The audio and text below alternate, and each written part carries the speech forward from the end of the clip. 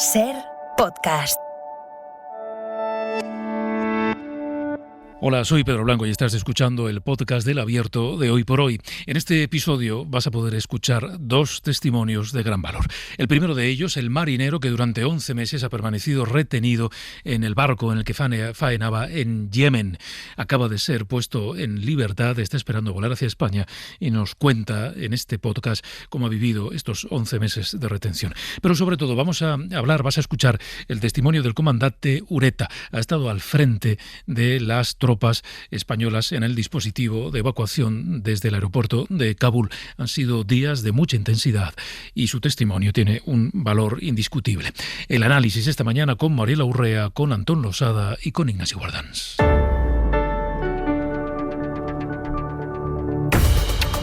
Y es la hora de empezar el Abierto, saludando a los analistas que inauguran temporada. Antón Losada, buenos días. Buenos días. ¿Qué tal estás? Bueno, pues aquí un poco penado. ¿Por qué? Porque se me ha ido mi hija de Erasmus. Y bueno. Lo llevo fatal. Pues deberías llevarlo bien, que es una gran oportunidad. Sí, para ella sí, pero para mí no. Mariela Urrea, buenos días. ¿Qué tal? Buenos días. Dile algo. Es que Antón no sabe ya cómo innovar en nueva temporada. Exacto. Ahora haciéndose el llorica. Exacto. Vamos, cuando no lloraba por la vacuna, ahora llora por la hija. Claro. Siempre tiene que haber un tema, siempre tiene que haber un motivo. Soy gallego. Ignacio Guardans, buenos días. Buenos días. ¿Qué tal estás, Ignasi? Encantado de escuchar a un Antón así que nos llega tan empático y humano. Claro, tan tierno. ¿Cuánto le dura? ¿Te das cuenta? Es una buena entrada. Tan tierno. Oye, por cierto, ¿vio alguien ese truco lo utilizaba yo mucho de joven para ligar.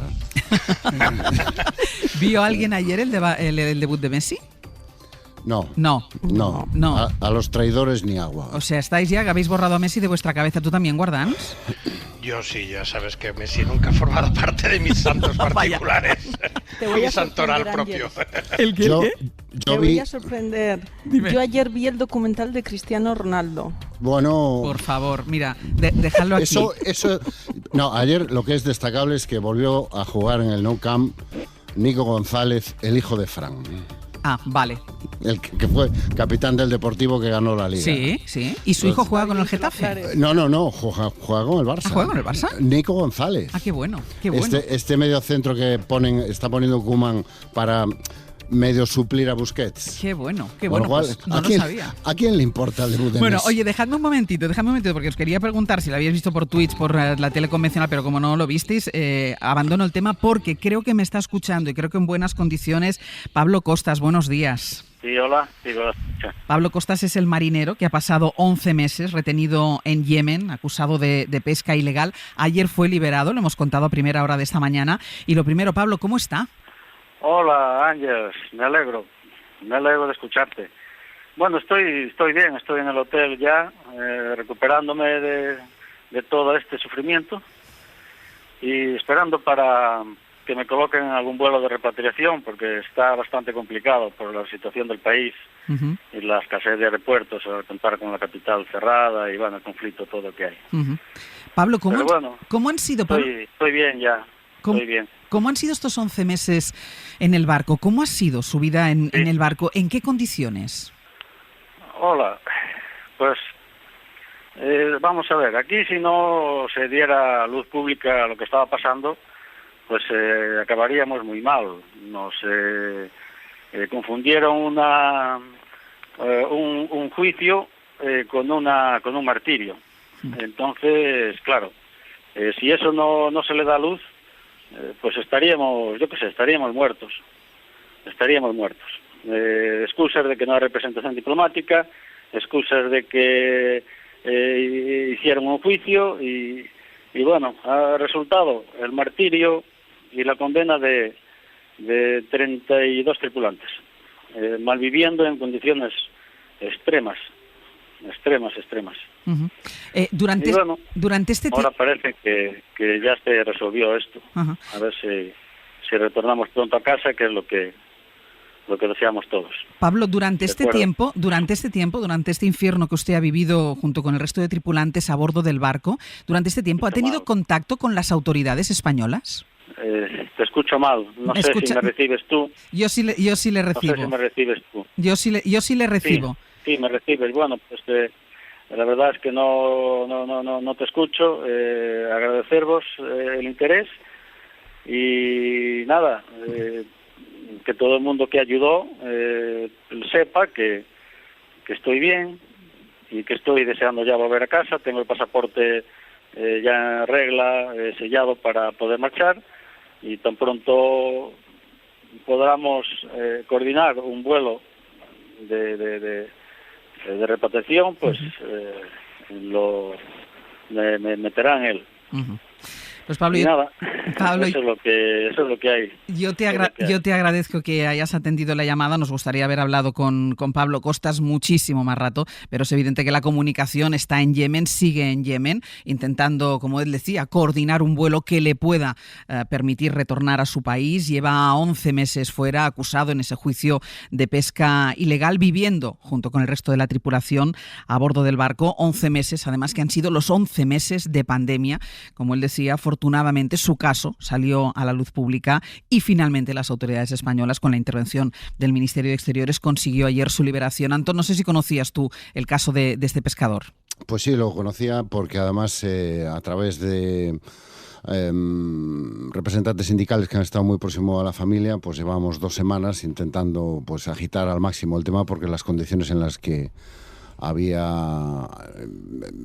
estaban sobreviviendo en el barco eran realmente terroríficas, ¿no? Llevaban una semana ya que no podían acceder ni a comida, pero es que en los meses anteriores vivían prácticamente sin acceso a nada, sin agua, con el barco llenándose de basura, con enfermedades, y en una situación realmente terrorífica, ¿no? Y donde al final la familia y representantes sindicales del mundo del mar, que como podéis suponer aquí en Galicia es un mundo muy organizado por el peso que tiene el mundo del mar en la economía gallega, pues han agitado todo lo que han podido, unas circunstancias realmente difíciles, ¿no? Donde yo creo que ha concurrido por un lado las peculiaridades del país y de las autoridades, donde realmente ha sido y es muy difícil por conseguir una interlocución fiable, y yo creo también un abandono por parte de los propietarios del por barco. Los armadores. Exactamente, y que la cosa directamente yo creo que se ha utilizado a la tripulación como rehenes para intentar cobrar un rescate, algo que es bastante frecuente, por cierto, en este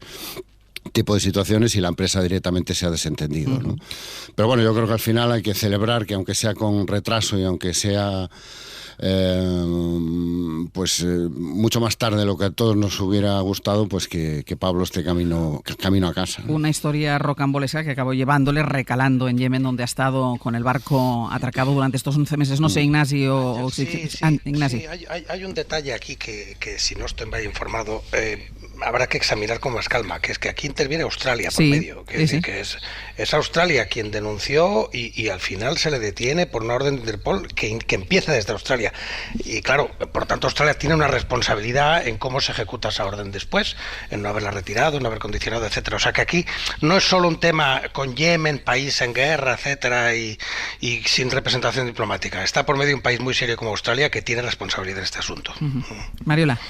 Sí, lo único, una referencia, él ha hecho mención en tu conversación a la ausencia de representación diplomática en Yemen, y vale la pena recordar que, más allá de si existe o no existe una embajada en el territorio, la asistencia consular siempre se presta desde otros lugares, y la prueba que da la impresión de que ha sido así es las referencias del propio afectado, cuando ha comentado que ya tiene la documentación en regla y dispuesto, en la medida de lo que sea posible, pues tomar un vuelo de regreso a casa. Sí, me permite solo un minuto. Algo está pasando en el mundo del mar y en el funcionamiento del mar. Yo creo que las autoridades españolas y sobre todo el Ministerio de Asuntos Exteriores debería estar muy atento, ¿no? Porque es este caso. En el último mes Irlanda ha apresado por razones cuando menos discutibles, ¿no?, a 2 pesqueros gallegos, a los que ha liberado a cambio, en un caso, de una muy sustanciosa cifra de dinero, sin ningún tipo de procedimiento. Es decir, algo está pasando en el funcionamiento del mar, para entendernos, ¿no?, que siempre ha sido muy complicado el funcionamiento del mar y de las autorizaciones para pescar y para pasar y para no. Y yo creo que el Ministerio de Asuntos Exteriores Dios me libre de aconsejar a nadie de lo que no sé, pero debería estar muy atento porque las señales, los casos empiezan a acumular. Me parece muy, muy importante que pongamos el foco, como lo giramos de golpe, porque hay un acontecimiento que precisa, requiere nuestra atención, como es el caso de Afganistán, pero dejamos en penumbra, dejamos en la sombra muchas otras cuestiones que siguen sucediendo, que siguen pasando, porque la vida continúa y que no se les da el relieve. Y nos decía Pablo, él agradecía precisamente a que se hubiera hecho pública su situación, a que hubiera saltado a los medios de comunicación su situación para que la respuesta haya sido la que ha sido y que permita que pueda volver a España lo antes posible. Y decía precisamente esto de las zonas de penumbra y de sombra, porque hablaremos de Afganistán, estamos muy pendientes de lo que pasa en Afganistán, pero durante estos días que mirábamos tanto Afganistán, en la penumbra estaban los barcos que siguen cruzando el Mediterráneo.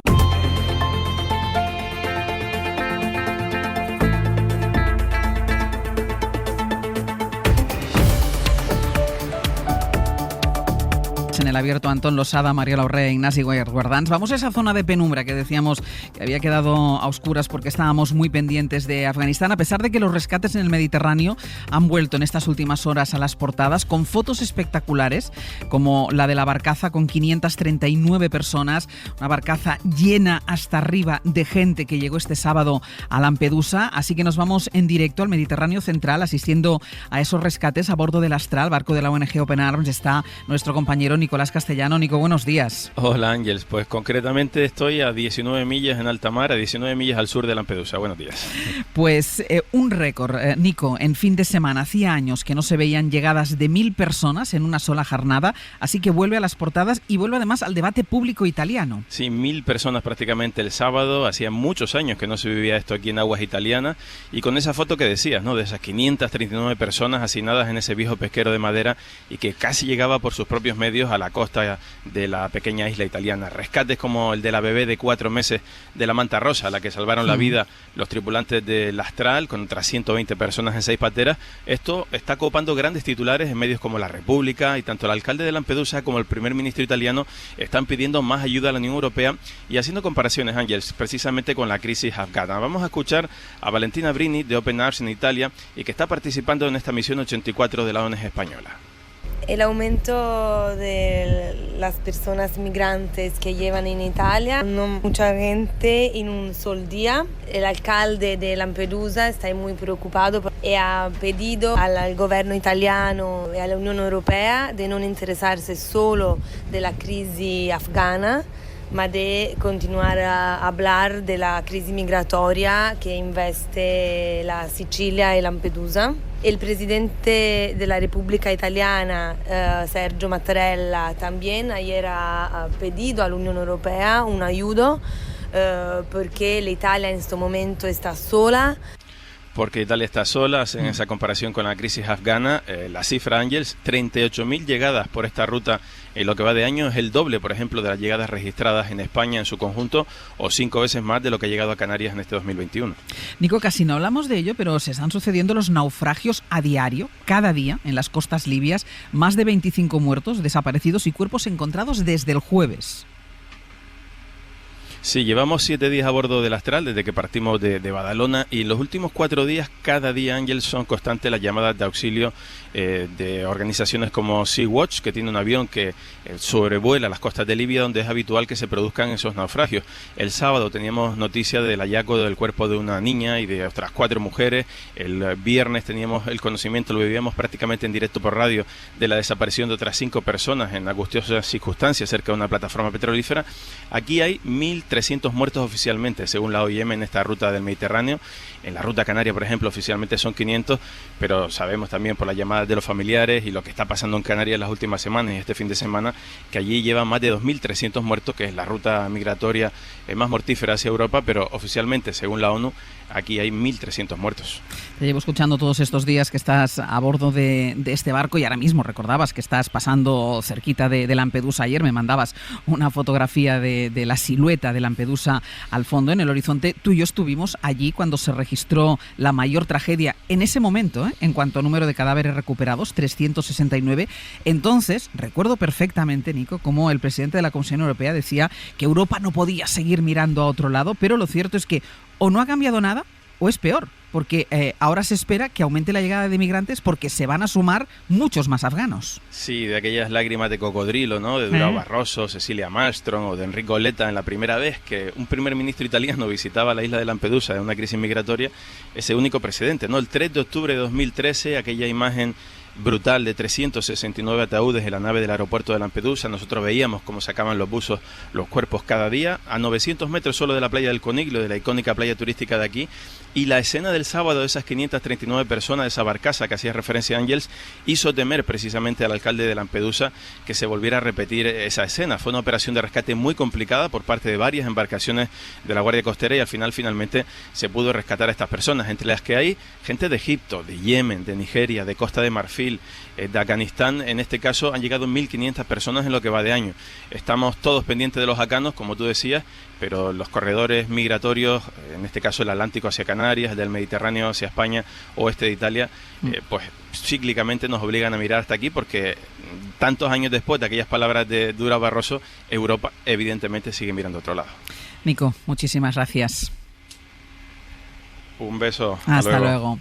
Mariola, estamos muy pendientes de los afganos, seguimos mirando afganos que ya llegaban de alguna manera donde podían, que ya intentaban salir de su país. Estamos pendientes ahora de estos refugiados. Hay que estar pendientes, evidentemente, hay que darles salida, hay que darles cobijo, pero no hay que dejar de mirar al resto de gente que huye de sus países y que intenta llegar.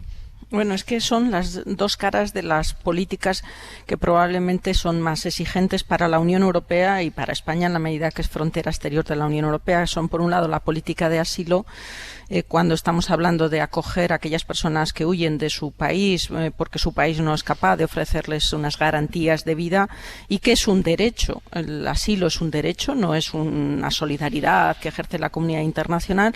Y, por otra parte, la política de migración, ¿no? que tiene que ver con ese dar respuesta a aquellas personas que huyen de su país buscando una vida mejor, no porque su país no pueda ofrecerles una garantía vital, sino simplemente porque aspiran a una vida mejor, a un horizonte, a un futuro más esperanzador. Política de migración y asilo requiere no solo una acción concertada de todos los países de la Unión Europea, sino que requiere una renovación en el campo de la Unión Europea. Y hace un año ya la Comisión Europea presentó un documento, lo he comentado en muchas ocasiones en estos micrófonos, y ese documento no daba satisfacción a aquellos países, principalmente España y Italia tampoco, que son frontera exterior. Por lo tanto, estamos a la espera de una respuesta, de una renovación de esa política de migración y asilo de la Unión Europea de una manera mucho más consistente, de acuerdo a los principios de solidaridad y de responsabilidad, que son los dos principios que deben equilibrarse de una manera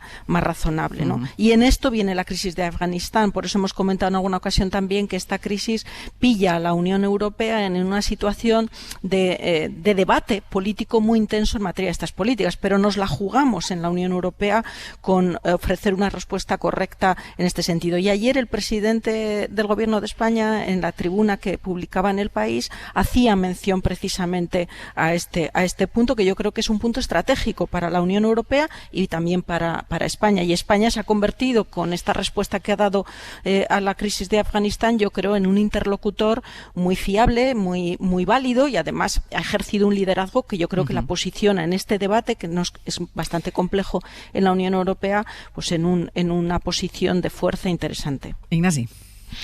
No, la situación es tremendamente complicada, y es importante que tanto al informar como sobre todo los que tienen que decidir, pues vayan pasando o alternando la brocha gorda con el pincel fino, ¿no? Porque no todo puede ser brocha gorda. Quiere decir, no es lo mismo, aunque desde el punto de vista de las personas y del drama personal de cada uno, pues todos los dramas merezcan respeto, pues no es lo mismo la situación de cada uno. En el caso de Afganistán hay dos tipos de situaciones. En unos cuantos miles de personas hay una deuda, no es generosidad. Una cosa es generosidad y otra es deuda. En el caso de unos cuantos miles de personas tenemos una deuda, porque esas personas nos han ayudado. A los españoles, a Occidente, han dejado...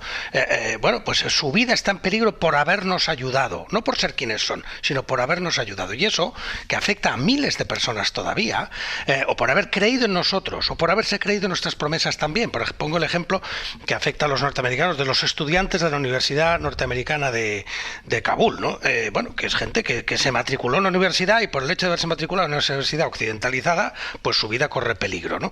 Y tantos otros ejemplos, que no son solo los intérpretes. Esas personas están en una situación distinta. Mejor, peor, no, pero distinta. Y a partir de ahí sí, efectivamente, están ya el resto de gente que está huyendo de una situación de crisis y de violencia y de drama, que en ese sentido no se distingue demasiado de lo que puede estar ocurriendo con Etiopía, por poner un ejemplo, entre otros tantos que podríamos coger, ¿no? Y de gente que huye de la guerra y que huye de la violencia, y claro, y entonces ahí la Unión Europea pues tiene una situación tremendamente complicada, tiene una decisión donde la generosidad de palabra pues tendrá que convertirse en medidas concretas, y eso vale para todos, también vale para los españoles, donde tendremos que empezar a ver si además de aplaudir, como hemos hecho todos, a las Fuerzas Armadas y enternecernos, como yo he hecho el primero, en algunos casos con emoción, con fotos de abrazos, de besos y de niños, etcétera, bueno, pasamos eso a decisiones, a aceptar decisiones políticas difíciles. Antón. Bueno, aquí estamos en una contradicción que es difícil de resolver, ¿no? Que es que la política de inmigración agita las políticas nacionales y alienta el crecimiento de la extrema derecha en toda Europa, pero es una política que ya no puede responderse a nivel nacional. Necesita una gestión europea. Y eso multiplica las dificultades de poder gestionar esto de una manera razonable, ¿no? Además, todas las encuestas que uno ve en los últimos años constata que el antieuropeísmo crece, galopa a lomos del discurso anti-inmigración, y ya tienes un cóctel pues realmente explosivo, ¿no? Yo estos días me estoy acordando mucho, ¿os acordáis? La crisis siria, los refugiados, Angela Merkel dio un paso al frente, puso encima de la mesa, bueno, pues con todos sus defectos y todas sus limitaciones, ¿no? Bueno, pues una respuesta global, una respuesta europea ante un problema realmente de dimensiones gigantescas, ¿no? Y se quedó sola. Y yo creo que en parte estamos pagando eso. Es evidente que nadie en Alemania va a asumir ahora ese liderazgo. Pero necesitamos que alguien lo haga. O sea, necesitamos que alguien en Europa vuelva a intentar lo que intentó Angela Merkel con la crisis siria y poner encima de la mesa, con todos los riesgos que eso conlleva, una respuesta auténticamente europea. Porque esa es la única manera, primero, de gestionar un problema humano, político, económico, social, moral, de dimensiones gigantescas. Y segundo, es la única manera de frenar el avance de la extrema derecha en las políticas y en la política de los diferentes países, porque, asumámoslo, la inmigración es ya una política, un problema que solo se puede gestionar desde la Unión Europea. Tanto la respuesta será europea, pero se materializa en las calles de cada uno de nuestros ciudades. Claro, es que ese es el drama, y es esa materialización en las calles lo que está alentando a las... Pero por eso la contradicción es tan terrible. Es una política que enciende la política nacional de cada uno de los países y que alimenta el crecimiento pues de los bosques que hay por toda Europa, pero que las soluciones nacionales ya no sirven. No te sirven para nada. Necesitas una solución europea, y una solución europea que significa no solo poner encima de la mesa propuestas, sino sobre todo asumir costes, unos costes enormes. Y compromiso. O sea, puede existir la propuesta, pero tiene que haber un compromiso verdadero y que se cumpla el compromiso, cosa que no pasó la última vez. ¿Qué pasó? Angela Merkel pone encima de la mesa una propuesta, insisto, con todos sus defectos, pero que era la primera respuesta que podíamos calificar como europea ante una crisis migratoria planetaria, para entendernos. ¿Y qué pasó? Bueno, ¿y esto cómo se reparten los costes? Y todo el mundo se escondió.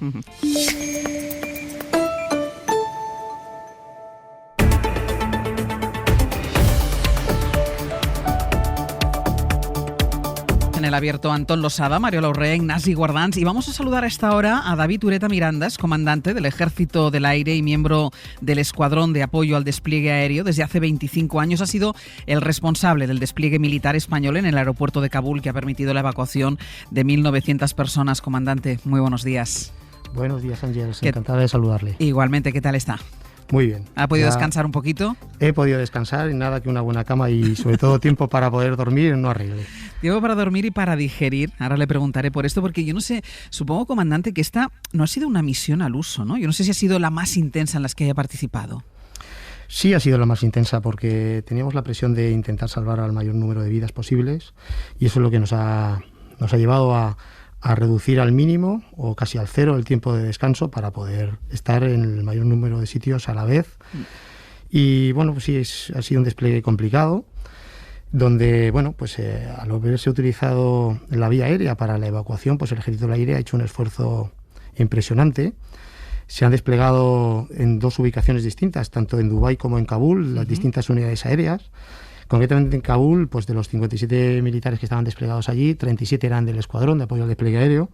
Yo estaba al mando de todos ellos, pero no hay que olvidar también que en Dubái pues se desplegó, aparte de los que son las aeronaves, los Airbus A400, los que dentro del argot aeronáutico se les nombra T-23 del ARA 31 y sus tripulaciones, pues había personal de la unidad médica de aeroevacuación con un avión medicalizado para posibles contingencias.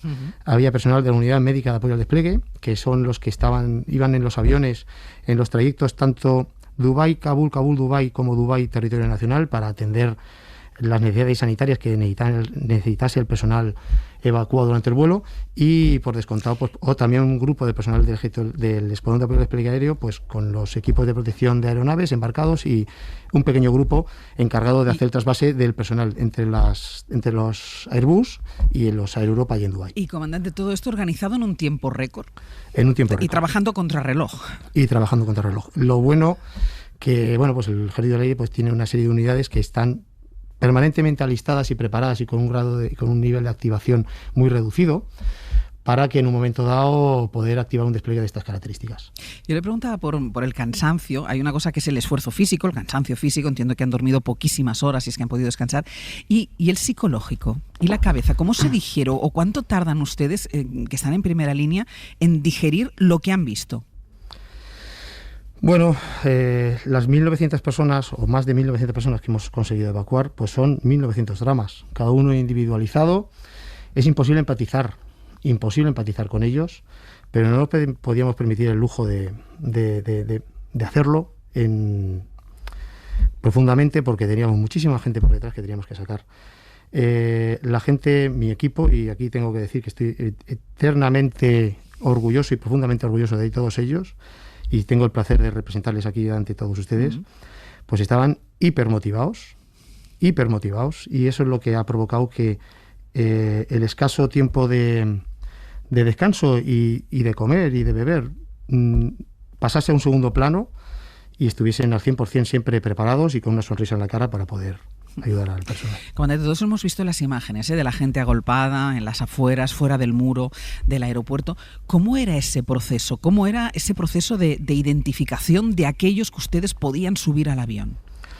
Bueno, la primera identificación se tenía que hacer a distancia, porque ellos estaban fuera de lo que era el aeropuerto.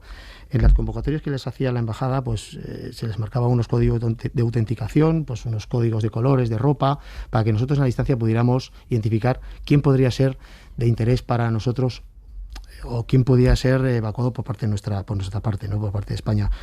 Una vez identificados en la distancia, algunos de ellos se hacía una conducción incluso telefónica y vía WhatsApp para poder llevarlos hasta el punto más adecuado para poder acceder a ellos. Y una vez que conseguían pasar todas las trabas que se han encontrado durante todo el camino, distintos checkpoints talibán, y luego pues la enorme masificación que había en los exteriores del aeropuerto que impedían que pudiesen llegar a la puerta, una vez que conseguíamos meterlos, el primer paso era una identificación documental y un registro y cacheo tanto de los propios individuos como de sus equipajes. Para ello, pues dentro del equipo pues llevábamos perros detectores de explosivos, incluso teníamos personal femenino para poder realizar el cacheo a mujeres y niñas, porque bueno, pues nos tenemos que adaptar a las condiciones culturales de quien va a ser evacuado. Y el primer contacto era, lo hemos visto también en las imágenes, el primer contacto era visual, es decir, se veían miembros de su equipo, de su unidad, intentando identificar en la distancia, o sea, el primer contacto era visual. Sí, es afirmativo. Ya como le he comentado anteriormente, pues en algunos casos teníamos contacto telefónico y podíamos hacer una conducción más adecuada, y en otros casos era pues con esos códigos de autenticación que le mandaba la embajada en la convocatoria, pues conseguíamos identificar grupos de personas que podían ser susceptibles de ser evacuados por nuestra parte, y bueno, pues les intentábamos hacer el seguimiento hasta que conseguían entrar dentro. ¿En qué situación llegaban muchos de ellos? Llegaban totalmente estresados y en estado de shock completamente. hasta hemos vivido circunstancias o sucesos bastante delicados, en el sentido de no eran capaces en muchas ocasiones de saber si habían entrado todos hasta un rato después de haber entrado. Todos, la familia. La familia. Ha habido momentos en que las familias han entrado en diferentes fases y eso para nosotros ha sido un problema. ¿Hay algún caso especial que le haya impactado especialmente? Pues sí le puedo decir, porque hubo momentos de tensión. Metimos a una mujer y 2 hijos una noche y al cabo del rato, como le he comentado anteriormente, pues no se dio cuenta de que su marido y su hijo pequeño, su bebé, no habían entrado. Y claro, era un bebé lactante y entró en estado de shock, entró en un estado de ansiedad muy, muy, muy profundo y con el intérprete conseguimos adivinar de que realmente que la vida del bebé que estaba fuera, claro, corría peligro. Y bueno, pues no lo dudamos y fuimos de nuevo al control, intentamos localizarlos, claro, pues por nuestras vías no lo conseguimos, nos cogimos a la madre, nos fuimos de nuevo al control, estuvimos buscando, rebuscando y al final conseguimos meterlos. Y eso, la verdad es que nos dio un subidón de alegría y fue un momento más de motivación para seguir trabajando. Una vez dentro, ¿ellos se sentían seguros o todavía tenían temor? Nosotros procurábamos que se sintiesen lo más seguros posibles. Enseguida les decíamos que ya estaban en España, que se relajasen, que el peligro ya había pasado. Intentábamos interrelacionar con ellos, sobre todo con los niños, para que jugábamos con ellos, les hacíamos la típica tontería para que se sonriesen y eso a los padres les daba un grado de confianza de que estaban en buenas manos. ¿En algún momento, comandante, han tenido sensación de impotencia? No lo vamos a conseguir. Bueno, nosotros éramos conscientes de que la misión, la parte militar de la misión, estaba acotada por un límite temporal y ese límite temporal lo que ha hecho era que corriésemos todo lo que pudiéramos para poder sacar el mayor número de personas. No es un grado de impotencia, sino adaptarnos a la misión. ¿Se ha quedado gente fuera? Se ha quedado gente fuera. Gente que podría haber sido evacuada, es decir, con los documentos en regla, que podría haber sido evacuada. No ha dado tiempo. Por el límite temporal impuesto por la misión. ¿Les pilló cerca el atentado? Bueno, la puerta de Abbey Gate, digamos que lo que era el aeropuerto tenía 3 puertas principales de acceso, la puerta norte, la puerta este y la puerta de Abbey Gate. La puerta norte y la puerta este fueron clausuradas a mitad de la operación y la que se estuvo utilizando mayormente por parte del personal evacuado nacional era la puerta de Abbey Gate, donde ocurrió el atentado y nosotros sí estábamos allí o estuvimos allí hasta media hora antes del atentado, porque ya en ese momento teníamos que estar atendiendo. De hecho, cuando ocurrió el atentado no estábamos allí porque estábamos atendiendo una de las aeronaves de evacuación A400 que vino a Kabul para recoger el personal refugiado de rotaciones anteriores. Cuando subió al avión, al último avión, ¿qué sintió al mirar atrás?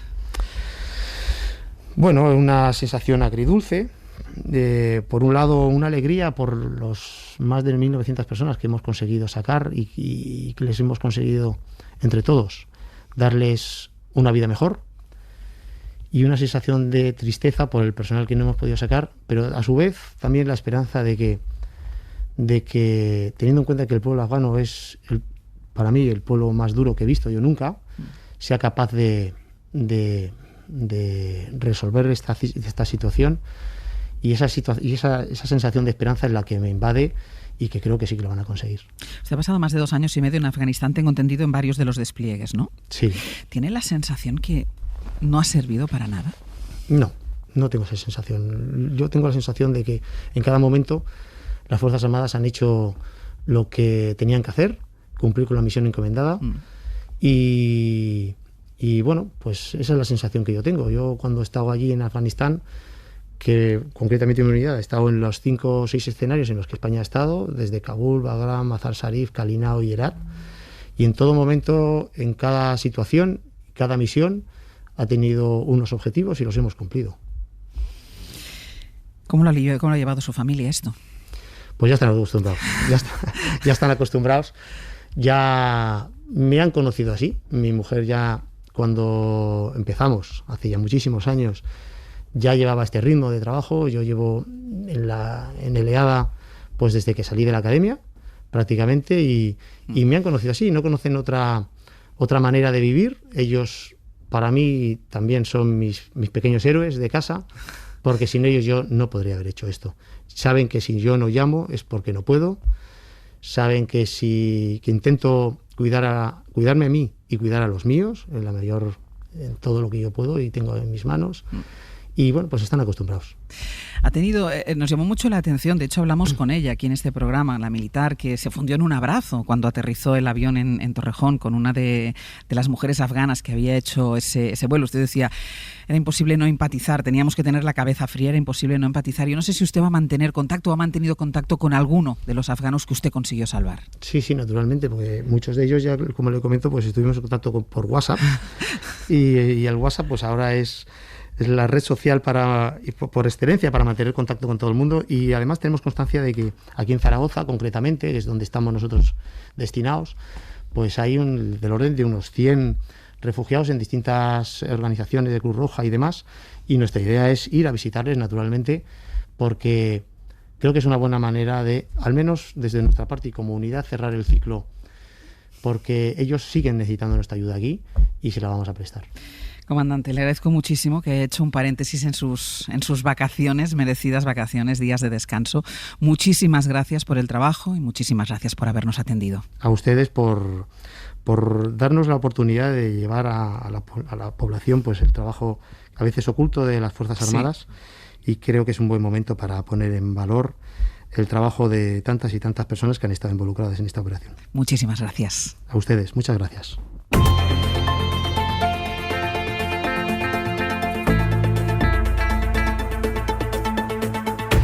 El abierto Antón Losada, Mario Lauré, Ignasi Guardans, después de haber escuchado el testimonio del comandante Ureta, uno de los últimos en subirse, el último de los aviones que consiguió rescatar a 1.900 personas que han conseguido llegar de momento hasta España, 1.900 ciudadanos afganos. Mariola, ¿querías decir algo antes? Te quería felicitar por este testimonio que es tan esperanzador, ¿no? Y que refleja bien el valor del trabajo que desarrollan nuestras Fuerzas Armadas. Creo que es importante poner en valor lo que hacen. Claro, sí, y también subrayar la idea de que felicitarse por el éxito de la misión es felicitarse por el trabajo que han hecho toda esta gente, y no es frivolizar sobre... no es celebrarlo. Ni celebrarlo ni frivolizar sobre una crisis que efectivamente nos corresponde atender a todos, ¿no? Pero mi comentario quería un poco retomar donde lo dejamos, si no te parece mal, en la idea de que es verdad que en su momento, tras la crisis migratoria del 2015 que asoló a la Unión Europea, Angela Merkel, Alemania, tomó el liderazgo de afrontar esa acogida de refugiados, ¿no? Frente a la hostilidad que manifestaron otros países como Hungría, por ejemplo. Y la pregunta es, ¿y ahora quién va a ejercer ese liderazgo cuando lleguen refugiados, que ya están muchos de ellos aquí, y haya que repartir toda esta población entre el territorio de la Unión Europea? Bueno, pues para mí la respuesta está clara, tiene que ser la Comisión Europea. La Comisión Europea, como gobierno de la Unión Europea, tiene que relanzar la política de migración y de asilo, y tiene que ejercer ese liderazgo en términos federales de la Unión Europea. Tiene que ser esta institución que es el corazón, el alma, que decía su presidenta hace unos días, de Europa, y tiene que ser ella la que coordine el nuevo impulso de estas políticas. Y luego, claro, tiene que contar con la complicidad, si queréis, de algunos estados, y entre ellos Alemania ahora no va a estar disponible en estas 3-4 semanas hasta que no se resuelva quién va a ser su canciller, su nuevo canciller, o nueva canciller, pero desde luego creo que España tiene que jugar un rol significativo. Antón, ¿querías decir algo? Sí, bueno, yo primero quería también felicitarte por la entrevista, porque yo me he quedado con la sensación de que oímos tanto ruido, Sí. Y hemos oído 15 minutos de verdad, donde todo lo que te contaban era verdad, y lo transmitía alguien además que sabía transmitirlo, ¿no? Entonces a mí realmente me ha resultado tan estremecedor como reparador, ¿no? Y efectivamente yo creo que hay que poner en valor lo que se ha hecho en Afganistán, y la capacidad para, en unas circunstancias que es que no me puedo ni imaginar, a pesar de lo bien que las ha descrito el comandante, no me puedo imaginar lo que puede ser trabajar en estas circunstancias. Pues yo creo que se han conseguido un resultado realmente brillante, ¿no? Dicho esto, Mariola, la Comisión Europea. Yo no sé si la Comisión Europea está en condiciones de asumir ese liderazgo. No, debe estarlo. Yo creo que adelantándome, pisándole la opinión a Ignasi. No, ya es un no rotundo. Claro, no. Y empezando la temporada con un consenso inaudito, estoy completamente... Hasta aquí hemos llegado. No. Estoy completamente de acuerdo con Ignasi. Creo que ni esta, ni Ursula von der Leyen, ni la Comisión están en este momento en condiciones de ejercer ese liderazgo que tiene toda la relación. Mariola debería estar ejerciendo y debería ejercer, ¿no? Y con respecto a lo de... Pero por conectar con lo que decíamos antes de Angela Merkel, ¿no? Pero alguien tiene que hacerlo. Porque si alguien no asume la responsabilidad de convertir esto en una verdadera política europea, la circunstancia en la que estamos ahora, el crecimiento de la extrema derecha, el anti-europeísmo cabalgando sobre ese discurso xenófobo y advirtiendo que todo lo que viene de fuera es una amenaza, no se va a arreglar. No solo no se va a mitigar, sino que va a ir a mayores y va a desestabilizar más las políticas nacionales y va a facilitar todavía más el auge de la extrema derecha en todo el continente, ¿no? Y en cuanto a Afganistán, yo creo que además de felicitarnos, no celebrar, sino felicitarnos por el éxito de la operación en unas circunstancias tan difíciles, yo creo que es muy importante. ¿Y ahora qué? Pero ahora qué en el corto plazo. Es decir, hay un debate que se está poniendo encima de la mesa estos días sobre la necesidad de generar o no un corredor humanitario. Ya ha salido Boris Johnson a decir que no le ve mucho sentido. Yo creo que es crucial que la Unión Europea tome una postura muy firme y muy decidida en este sentido, basada sobre dos premisas. Una, no se puede tratar a Afganistán como si fuera un agujero negro, donde mientras que todo lo que pasa allí se quede allí. Nos vale cualquier solución mientras todo lo que pasa allí se quede allí y no tenga consecuencias para nosotros. Y dos, yo creo que hay que trasladar a la realidad las promesas de que no nos vamos a olvidar ni vamos a abandonar a los que se han quedado allí. Porque lo decía antes Ignasi, antes de las 9, y tiene toda la razón. Hay miles, centenares de afganos con los que tenemos una deuda, porque nos han ayudado y porque se están jugando la vida en este momento por habernos ayudado. Y esa deuda hay que pagarla. Ignasi, ¿algo más a tú no? Sí, bueno, que no confundamos deseos con realidades, ¿no? Quiero decir, claro. Es verdad que la Unión Europea y Europa, no la Unión Europea como figura, sino Europa está cristalizando hacia una situación más federal. Hemos descubierto lo que supone no tener defensa, hemos descubierto lo que supone depender de Estados Unidos y ser simplemente una delegación de la capital del imperio, ¿no?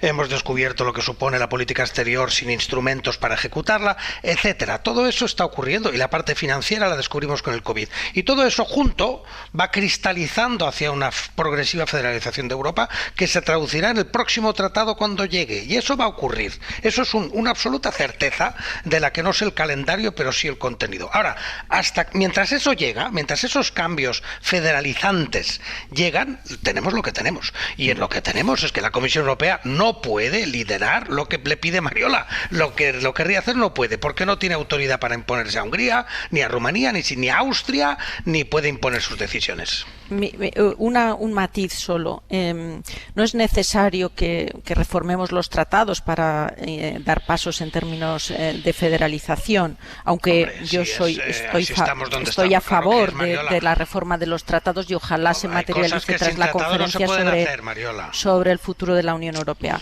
Y déjame que comparta, Ignasi, algo que seguramente es desconocido para muchos, pero este fin de semana los federalistas europeos se han reunido en un lugar muy simbólico para ellos, en Ventotene, precisamente en Italia. Curiosamente, en esa reunión estaba el presidente de Italia, que ha sido citado antes en la crónica que habéis mostrado sobre migración, y estoy convencida, desconozco cuál ha sido la agenda y el orden del día de esa reunión, pero estoy convencida que la política de inmigración ya ha sido objeto de atención. Y yo no confundo realidad con deseo. Por supuesto que mi deseo es ver una Unión Europea federal, pero el pragmatismo de la Comisión Europea le puede llevar a impulsar una nueva política de migración. Pero no precisamente la puede imponer, que son papeles, el pragmatismo.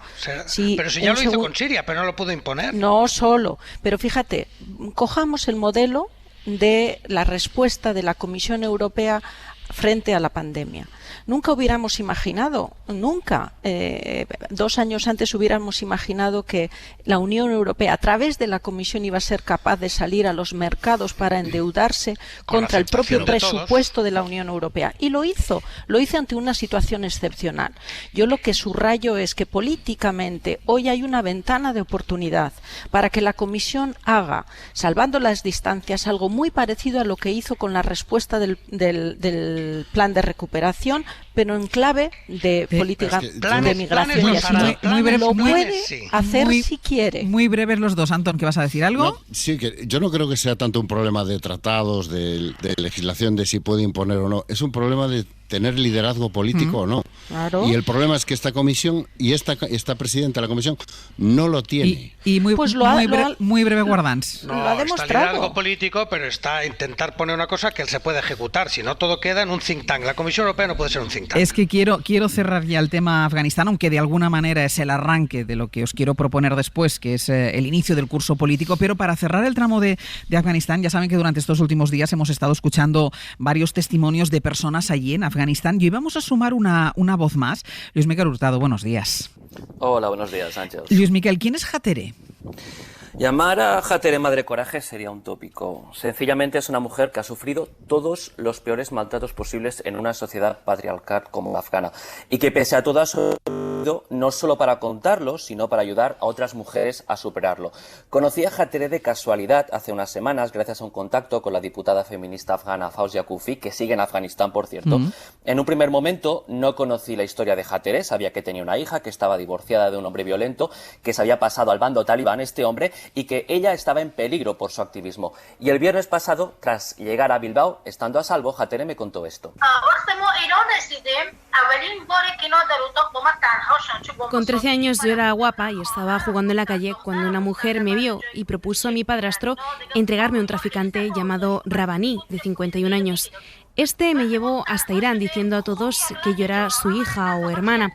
En mi primera noche de bodas me forzó a tener sexo, pero como no tenía aún la regla y no le podía dar hijos, me daba palizas. ¿Y cómo salió Luis Miquel de aquel infierno? Luchando mucho. La familia de su marido la obligó a tener un hijo por año. Tuvo 5 hijos, pero como 4 eran mujeres, las palizas eran constantes, en un entorno en el que solo tienen valor los varones. A cambio de tener hijos, ella pidió a la familia de su marido estudiar. Y así se graduó al final de bioquímica y de psicología en Afganistán, lo que enfureció a Rabbani, el traficante con el que estaba casada por la fuerza. Hatere decidió ser activista y defender a otras mujeres. Esta fue la respuesta de su marido. Sabía que lo que hacía le enfurecía, me daba palizas a diario, llegaba al trabajo con moratones, pero cuanto más me pegaba, más ganas tenía de continuar con mi labor para vengarme. Y todo esto hasta que le pidió el divorcio. Sí, Ángels, pero no sin antes violarla una vez más, correr el rumor por el pueblo, una vez establecidos de nuevo en Afganistán, que habían vuelto desde Irán. Él fue diciendo a todo el mundo en Samangan que la hija no era suya para destruir su buen nombre como activista. Él se fue además con el resto de hijos. Hatere se quedó sin trabajo, casi sola, con una niña bebé recién nacida, y desde que llegaron los talibán hace unos meses en grave peligro. Y fue cuando España le concedió un salvoconducto para poder huir. ¿Cómo fue su evacuación? Realmente difícil, Ángels. Ella estaba en una zona rural del norte del país, ahí en Samangan, que estaba controlada por los talibán, y como mujer no podía viajar de noche ni viajar sola, sin un marido, sin un hermano, porque los talibán no lo permiten. Cuando recibió el salvoconducto de España, recuerdo que lo vivimos como una contrarreloj, estando ambos en contacto por WhatsApp. Desde Samangan a Kabul pudo ir con la ayuda de dos hermanastros, pero no sin antes tener que empeñar el oro de los 2 pendientes que había regalado a su hija, a Baran, cuando nació. Con ese dinero pagó los billetes. Y llegó a Kabul como pudo. Tuvo que enfrentarse sola a todos esos controles de los talibán del aeropuerto, en medio de una marabunta. Ella me fue contando por teléfono cómo Baran se desmayó varias veces por el calor, cómo tuvo que confrontar la situación esquivando a los talibán y jugándosela ya, en cierto punto, corriendo a lo loco para cruzar todos los controles. Llegó al final al control donde estaban las fuerzas internacionales y allí, tal y como le habían pedido los españoles, agitando una prenda roja, una amarilla y gritando España todo lo que pudo, fue cuando la detectaron los españoles en el aeropuerto. ¿Y ahora cómo están Hatere y Baran? El viaje fue duro, fue muy duro, pero desde entonces llegar a Bilbao ha sido como un momento muy dulce. Está muy bien, hemos hablado ya una vez están ahí, he visto a Varane riendo a carcajada limpia, Hateré agradecida a los españoles, a los servicios vascos por toda la ayuda y la comodidad brindada desde que llegó. El miércoles pasado Hateré me dijo que lo primero que pensó, por cierto, de los españoles es cuán bondadosos y amables somos. Bueno, ya nos irá conociendo, Luis Miquel. Poco a poco. No, pero seguro que buenos pinchos va a comer. De Bilbao ya me ha dicho que no ha visto demasiado por el momento, pero que está enamorada de la ciudad. Y recalca una cosa, dice que no piensa volver a ponerse el velo para ir por la calle nunca más. Y este es el futuro que Hateré dice que ahora desea para Varane. Ahora que está aquí, Varane no tendrá el destino de Hateré. No será violada en la noche de bodas, no será golpeada o apuñalada por lo que haga. Será libre, será quien quiera ser y yo seré feliz de que sea así. No será casada por la fuerza con 13 años ni será forzada a tener hijos cada año. No tendrá la familia que Hateré tuvo. Luis Miquel, gracias. Gracias a Un vosotros. beso. En el abierto, Antón Losada, Mario Urrea, Ignasi Guardanch. Para muchos, entre ellos los partidos políticos, hoy acaba el verano. Y esta mañana vamos a analizar el curso que nos espera. Y para eso, Sastre, es importante que situemos de dónde venimos. Porque hay cosas que han cambiado. ¿Podrían decirme el nombre, por ejemplo, de la ministra de Transportes? Antes sabíamos que estaba Ábalos en ese departamento, que Carmen Calvo era la vicepresidenta, pero ya no están. Antes los veranos iban de Venezuela a Gibraltar y en cambio este verano acabamos en Kabul, lo que empezamos en Cuba. A ver cómo se lo digo, en un país donde se agreden estos derechos, no se concibe como una democracia. Pablo Casado se indignó por esto con el gobierno porque no usaba la palabra dictadura. En una entrevista dijo Casado que Cuba lo era. ¿Y qué es Marruecos?, le preguntaron en esa misma entrevista. Bueno, Marruecos, contestó él, es una monarquía, un país estratégico para España. Ha sido, en fin, un verano complicado para Casado y no porque le faltasen oportunidades. Ha tenido el precio de la luz, por el que discrepan los socios de la coalición, mientras no deja de subir. La línea que se está haciendo es de medidas estructurales que van a afectar... Ha tenido el PP la crisis de Ceuta con una orden que nadie dice que fuera suya, pero sobre la que una juez advirtió de que incumplía los requisitos legales. Esa crisis, la de Ceuta, se le atragantó al gobierno y en concreto al ministro Marlaska, aunque ayer fuera muy explícito el presidente de Ceuta en El País. Dijo, soy muy del PP, pero el ministro hizo lo que le pedí. Muy del PP es también el alcalde de Madrid, tan del PP que es su portavoz, que fue a hacer causa de las alpargatas del presidente del gobierno. Lo que traté de transmitir es que es una metáfora de cómo entiende Pedro Sánchez la gestión del gobierno. Podría decirse que ha sido para el PP el verano de las metáforas, sobre todo las marineras. Él aceptó ser el mascarón de proa en el buque pirata de la antipolítica, una embarcación en la que el nacionalismo llevaba el timón. Fue también metafórico que después de quejarse de que Pedro Sánchez fuera ignorado en la crisis de Afganistán, Biden hablara con Pedro Sánchez y estuvieran en Madrid von der Leyen hablando del alma europea.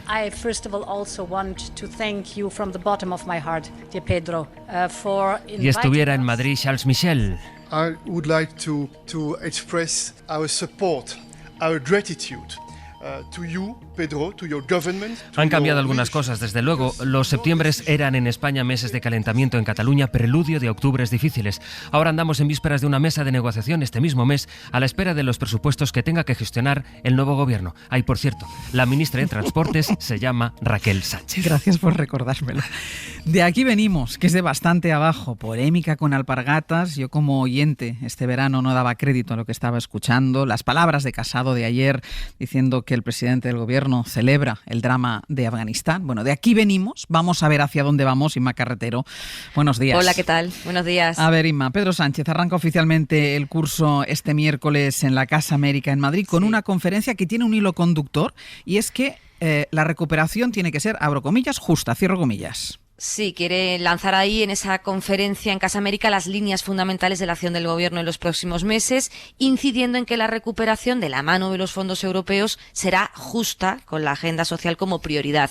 Eso es lo que subrayan en la Moncloa. La ley más importante que tiene que sacar el Gobierno es la de los presupuestos de 2022.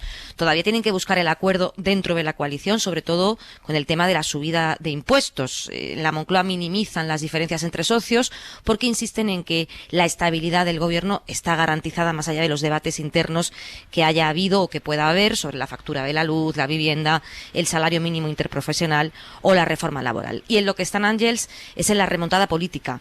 Ahí se está notando ya un cambio de estrategia del nuevo equipo de la Moncloa.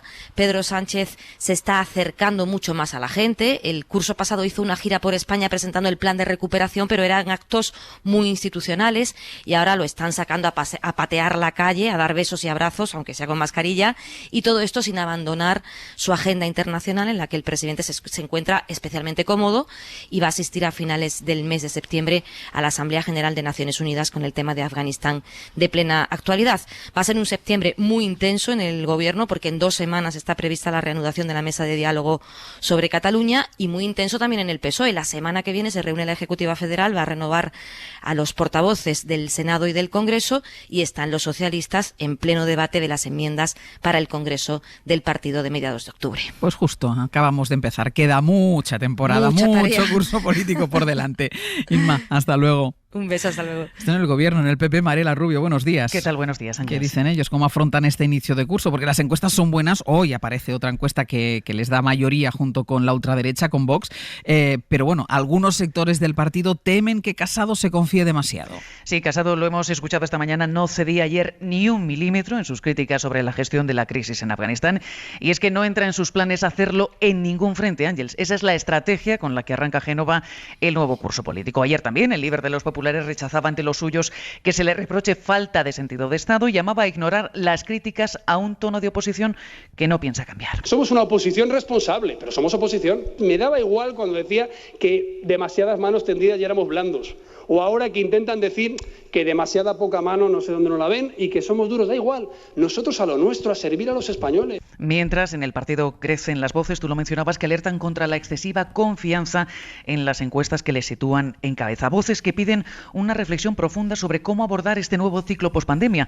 Temen que Casado se pegue sin más a la estrategia seguida hasta ahora por miedo a que el mínimo cambio le haga perder su posición en las encuestas. De hecho, este era el mensaje, Ángels, que lanzaba ayer a Casado el presidente de la Xunta, Alberto Núñez Feijóo, precisamente sobre encuestas y nuevo ciclo político. Los 12 meses que comenzan agora van a ser os 12 meses claves para ter éxito en as eleccións nacionais. Pero ahora que as enquisas sorprendentemente nos dicen que vamos ben, me interesa moitísimo máis o exixirnos máis, o escoitar máis, o ser máis útiles que o que digan as enquisas. Escuchar más y ser más útiles, decía, es más importante que las encuestas. En lo inmediato, Ángels, el precio de la luz y la ejecución de los fondos europeos van a ser asuntos prioritarios en la agenda de oposición del PP, que esta mañana celebra su primer comité de dirección del nuevo curso político. De hecho, sobre la factura eléctrica, hoy va a ser el número 2 del PP, Teodoro García Egea, quien defienda la posición popular en la comparecencia de la vicepresidenta Rivera en el Congreso.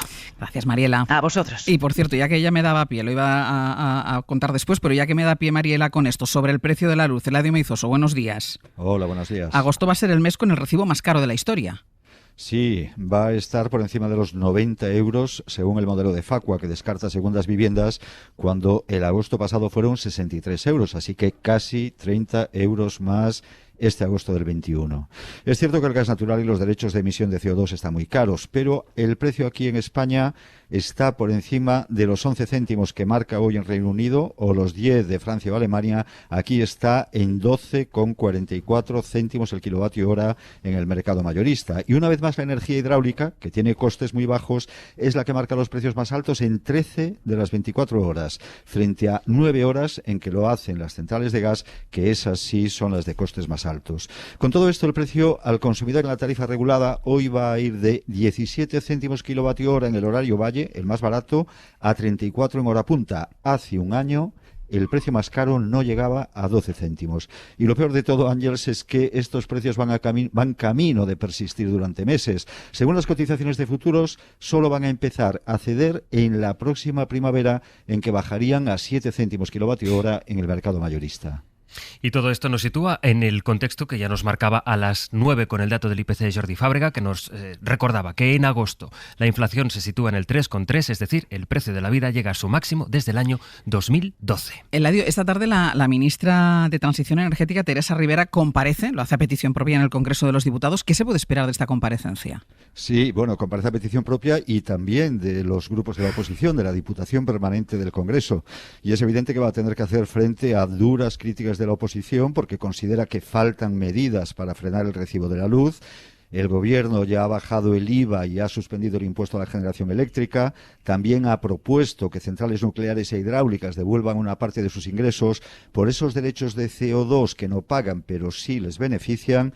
Pero la oposición pide más medidas, incluido su socio de Unidas Podemos, que pide que se ponga un precio límite a la energía hidráulica y la nuclear, pero esto Teresa Rivera no lo ve factible, así lo va a decir esta tarde en el Congreso, nos dice el Ministerio, porque considera que habría un riesgo muy fuerte de avalancha de reclamaciones y el riesgo de recibir sentencias desfavorables. Sí va a anunciar la ministra Rivera que estudia limitar el consumo de agua de los embalses para producir electricidad. Esto viene después de lo ocurrido este verano en casos como el embalse de Ricoballo y otros en la geografía española, pero esto último en principio no tendría un efecto directo en el precio de la luz, que es ahora mismo lo que más preocupa al conjunto de la sociedad española. Eladio, muchísimas gracias. A vosotros, como siempre. Venga, retomamos con los analistas el inicio del curso político. Sí que es cierto que tras el cambio de gobierno de una buena parte del núcleo del gobierno a principios del verano, sí parece que ha habido un punto de inflexión en la gestión del gobierno, sobre todo muy marcado ahora por la política internacional del presidente del gobierno, Pedro Sánchez, pero sí que es verdad que no se percibe, Antón, mucho cambio en el líder de la oposición, ¿no? Bueno, a mí me ha llamado muchísimo la atención, no sé si soy el único, las palabras de mi líder cuando hablo de temas del PP, que es Feijóo. De hecho, ahora que las encuestas sorprendentemente nos van bien, que me parece la frase de la mañana, que a Núñez Feijóo, yo creo que le ha traicionado el subconsciente y lo que en el fondo está pensando es cómo nos pueden ir bien las encuestas con esta estrategia y con este líder, porque es la traducción, ¿no? Y a continuación ha añadido algo en lo que yo no puedo estar más de acuerdo, que es el momento de olvidarse de las encuestas y resolver los problemas de la gente, y que eso es lo que realmente te permite presentarte como una alternativa del gobierno, ¿no? Yo entiendo que el gobierno estén, no voy a decir eufóricos, pero sí satisfechos porque agosto termina mucho mejor de lo que empezó para ellos. Yo creo que el inicio del verano no le sentó nada bien al nuevo gobierno. Yo creo que ha sabido recuperarse, ha sabido estar en su sitio en la crisis de Afganistán, mientras que la oposición se dedicaba a hacer la teoría general de la alpargata de Almeida. Pero yo creo que sería, si yo fuera parte de este gobierno, que afortunadamente no lo soy, sobre todo para los españoles, tendría muy presente que la política internacional está muy bien, pero no gana elecciones. Y lo que gana elecciones realmente es asuntos como el tema de la luz. O sea, llevamos un mes donde todo el mundo nos ha dado 40.000 explicaciones de por qué sube la luz. Pero sigue subiendo. Exactamente. Donde todo el mundo nos ha señalado 300.000 culpables. Pero sigue subiendo. Sí, y donde cualquier cosa, lo único que tenemos normalmente encima de la mesa es la lista de las cosas que no podemos hacer para arreglarlo. Y no hay la lista de las cosas que podemos hacer para arreglarlo, entendiendo la enorme complejidad de la situación, ¿no? Porque si ha subido mucho el precio de la luz, pero el populismo y la demagogia que se ha hecho con el precio de la luz en el mes de agosto también se ha disparado. O sea, es un problema de una complejidad enorme. Parte de la solución no depende de nosotros ni de lo que hagamos aquí, pero hombre, hay algunas cosas que a lo mejor sí se pueden hacer y que yo creo que el gobierno está dando la sensación de que no las acaba de hacer o no se las acaba de creer en términos de fiscalidad y sobre todo en términos de ayudar a las personas que van a sufrir el impacto directo de la subida del precio de la luz, que además, como hemos visto en el dato de la inflación, el problema no es solo el precio de la luz, es que eso tira de todo lo demás. Ignasi. Bueno, yo escuchaba a Pablo Casado cuando decía que él quiere servir a los españoles, y eso es lo que no está haciendo, ¿no? Es exactamente lo que no está haciendo. O sea, que si eso es lo que de verdad quiere, debería cambiar del todo de posición. Pablo Casado se llena la boca, y sus portavoces, en atacar a Pedro Sánchez comparándolo con lo que, según Pablo Casado, hacen otros líderes en Europa, ¿no? Que si comparecen más, que si hacen no sé qué. O sea, siempre es una muletilla, ¿no? Lo que otros han hecho y Pedro Sánchez no ha hecho. Y a mí me gustaría que Pablo Casado nos contara a los españoles a qué líder de la oposición se quiere parecer él, porque yo no conozco ningún modelo en toda la Unión Europea de alguien como él y con una posición como la suya. Ninguno, no conozco absolutamente ninguno, en la que no se propone nada, en la que todo es ácido, todo es destructivo y todo es además personalizado en la persona del presidente del gobierno. No es en el gobierno, en las acciones, en tal o cual política, no, todo es siempre ácido, visceral y profundamente agresivo hacia la persona misma, y por eso las alpargatas, etcétera, del presidente del gobierno. Por tanto, realmente lo primero que le falta a este país es una oposición seria, y mientras eso no lo tengamos, pues es tremendamente grave y tremendamente negativo para el país. Ahora, si miramos luego la propia actitud del gobierno, bueno, creo que lo que ha ocurrido con Afganistán y con la crisis ha sido, desde el punto de vista del gobierno, constructivo, porque ha dado una imagen de seriedad, de eficiencia, de orden, de coordinación interior. Hablamos poco de Bolaños, creo que Bolaños merece varios monumentos sobre lo que ha ocurrido en estas semanas, porque ha tenido un papel de coordinación extraordinario y con una discreción enorme, ¿no? Y por tanto creo que ahí se han hecho las cosas bastante bien desde ese punto de vista, pero decía Antoni, tiene razón, claro, no basta. La política exterior en sí misma no es lo que va a hacer ganar elecciones ni va a movilizar al electorado, ¿no? Sí da una imagen de seriedad, o sea, yo sí creo que es positivo, en ese sentido, de la imagen de eficiencia, pero claro, falta mucho más temas. Vamos a ver qué ocurre con el tema catalán, lo que se da, lo que no se da y cómo se gestiona, porque ahí cuentan más las emociones que los resultados en todo lo catalán, desde siempre cuentan los gestos más que los resultados, o al menos tanto. Y luego el tema de la luz, que lo trataremos otro día con más calma, pero que efectivamente sí, hay que explicarse mejor, hay que constantemente repetir que esto no depende del Consejo de Ministros. La idea de que el Consejo de Ministros va a cambiar el precio de la luz es falsa, y hay que decírselo a todo el mundo, pero sí es verdad que, bueno, que en el ámbito de pobreza energética se puede todavía intentar algún aspecto más, que en el ámbito de la fiscalidad se puede o intentar o explicar por qué no, porque es verdad que si se bajan los impuestos por ahí habrá que subirlos por otro lado, pero que efectivamente, bueno, pues ahí algo se puede hacer o explicar por qué no se hacen. Mariola. Yo diría en la agenda del Partido Socialista, por incluir un dato que no hemos comentado todavía, está los presupuestos, que tienen, yo creo que tiene sentido que recuperemos un poco el ritmo de anualidad que impone la Constitución, y por tanto que se presente la propuesta y que se discuta. Y por centrarme en el Partido Popular, que me parece que tiene más materia en este arranque del curso político, yo siempre analizaba la figura de Pablo Casado en la perspectiva de que era un líder que estaba buscando un poco su sitio en el mundo, ¿no? Y pasado ya un tiempo, viendo las vueltas y revueltas que ha dado, acabo por concluir que es una persona, un líder que simplemente no tiene hechuras como líder, no da de sí. Y el Partido Popular puede agotar su tiempo con él o puede buscar alternativas, pero no da de sí. Esa exageración constante, ese abrupto, esa descripción loca y disparatada de una acción de gobierno que no se acomoda a la realidad, es la nada. Decía Ignasi que es muy grave para España. Es que yo creo que es una tragedia a la altura del precio de la luz.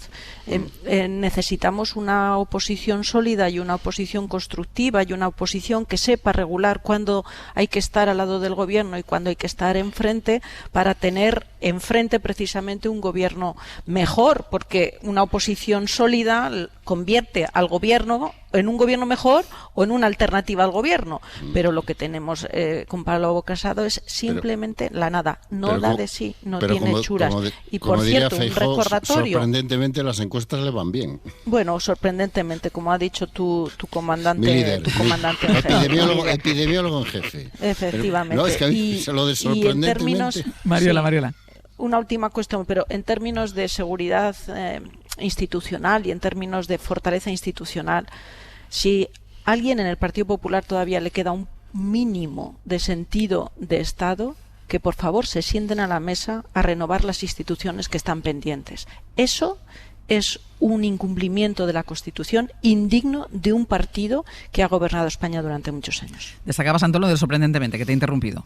No, es que yo creo que refleja el estado de ánimo que puede tener una parte muy, muy importante del PP, del partido, ¿no? Que cree que esta estrategia es equivocada y que este discurso no es el que te hace ganar elecciones, porque históricamente ha sido otro el discurso y ha sido otro el tipo de liderazgo que te ha hecho ganar elecciones, pero que los datos de las encuestas les obligan a ser muy prudentes en la crítica. Es esta situación en la que tú ves venir el desastre